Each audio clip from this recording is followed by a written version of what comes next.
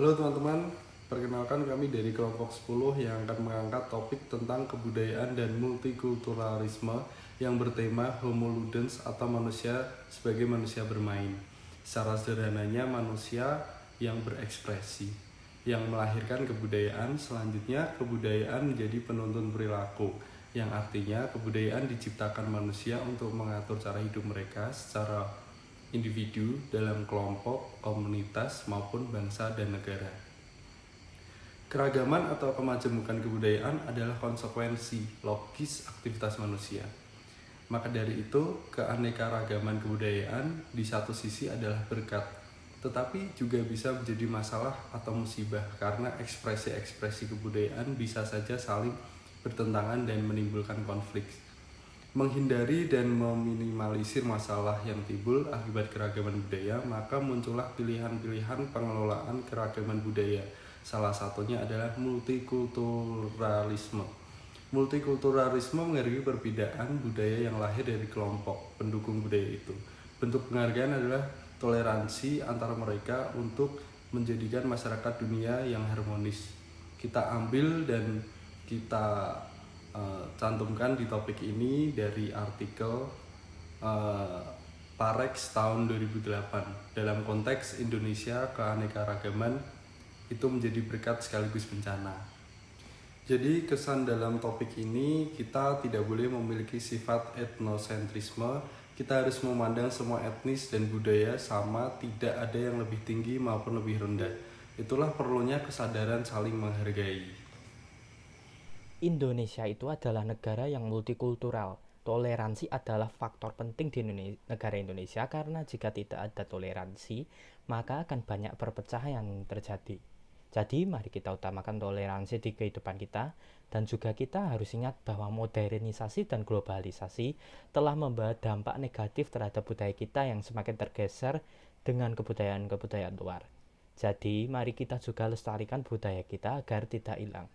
Terima kasih. Dengan multikulturalisme, kita mengakui dan menghormati setiap perbedaan sosial dan unsur-unsur latar budaya kita sebagai suatu rahmat, suatu anugerah, suatu kekayaan, dan suatu hadiah. Terima kasih. Di sini saya menyampaikan dua pesan dari materi kita kebudayaan dan multikultural. Pesan saya yang pertama, kita masyarakat Indonesia memiliki banyak budaya. Kita masyarakat yang multikultural, dari banyak suku yang terdapat di Indonesia. Banyak masyarakat yang terdiri dari berbagai macam suku, budaya, agama, dan ras. Tetapi sebagai masyarakat Indonesia, saya ambil salah satu contoh dari seorang brimob yang tugasnya di Jambi tetapi dikirim untuk ada kayak satgar dan lain-lain seperti itulah di pedalaman Papua. Nah, dia bertugas di pedalaman Papua yang mempunyai sikap yang sangat baik dan tidak membandingkan budaya, ras maupun agama. Nah, kita pun tahu kebudayaan masyarakat Papua berbeda dengan kebudayaan masyarakat di Jawa. Tetapi seorang brimob ini tidak memandang dari apapun dan dia sangat cepat berbaur dengan masyarakat sekitar. Maupun ada beberapa bahasa dari wilayah tersebut yang dia belum pahami, tetapi dengan caranya tersendiri dia dapat cepat berbaur dengan berbagai bahasa itu. Tapi yang kita harus contohi, yang harus kita ambil dan dari sikap yang sangat penting dari seorang brimob itu, yaitu sikap toleransinya dan sikap mudah berbaurnya. Dua yang saya ambil itu, kita harus menunjukkan sikap toleransi terhadap perbedaan yang ada, karena jika menunjukkan sikap toleransi itu dari diri kita sendiri, maka kita bisa saling menghargai, maka kita bisa hidup dengan rukun dalam suatu negara Indonesia.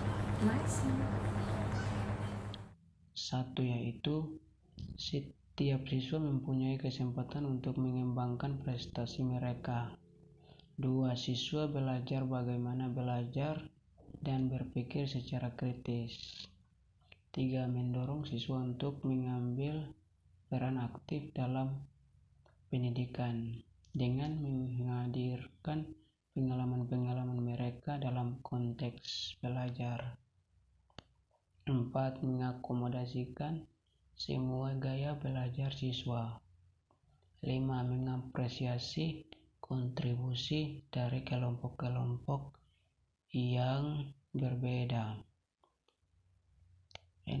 Mengembangkan sikap positif terhadap kelompok-kelompok yang mempunyai latar belakang yang berbeda. 7. Untuk menjadi warga negara yang baik di sekolah maupun di masyarakat. 8. Belajar bagaimana menilai pengetahuan dari perspektif yang berbeda. 9. Untuk mengembangkan identitas etnis, nasional, dan global. 10. Mengembangkan keterampilan mengambil keputusan dan analisis secara kritis sehingga siswa dapat membuat pilihan yang lebih baik dalam kehidupan sehari-hari.